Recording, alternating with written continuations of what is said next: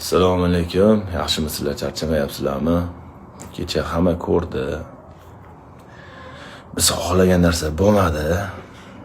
Biz plan qilib, buni qilamiz, uni qilamiz degandik. Allohning rejasini oldida biz rejalarimiz hech narsa emas. Hammasi yaxshilikka. Alloh bundan keyin nima bo'lishini biladi. O'shaning uchun bizga xohlamaydi, sinovga soladi yaxshi ko'rgan bandasini.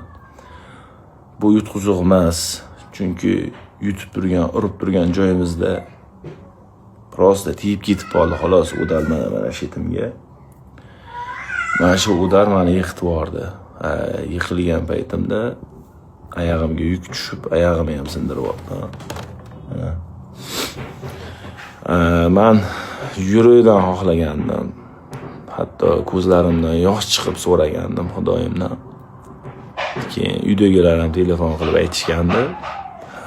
Yutsang, keyin $2000 bonus bersa inshaalloh o'sha bonusga bizni ro'za Ramazonda dadanglar bilan meni umraga jo'natib yuborasan deyishgandi.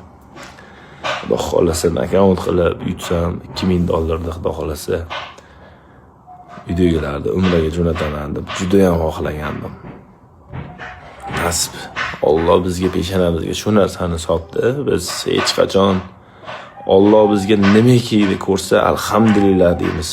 Bizda qaytish yo'q inshaalloh. Yana ham kuchli bo'lib qaytamiz.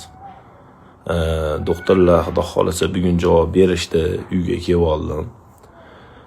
Xudo xolasa lecheniyalarni olib, yana ham kuchli bo'lib, Xudo xolasa ibodatlarni yana ham kuchaytirib qaytamiz. Hammaga kattagon rahmat. Alloh rozi bo'lsin.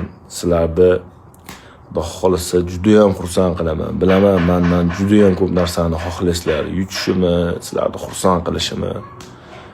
Duo qilib, paddishga qilib turinglar inshaalloh. Kimdir xafa qilgan bo'lsam, ming bor uzr. Hammadan uzr so'rayman. Sog' bo'linglar.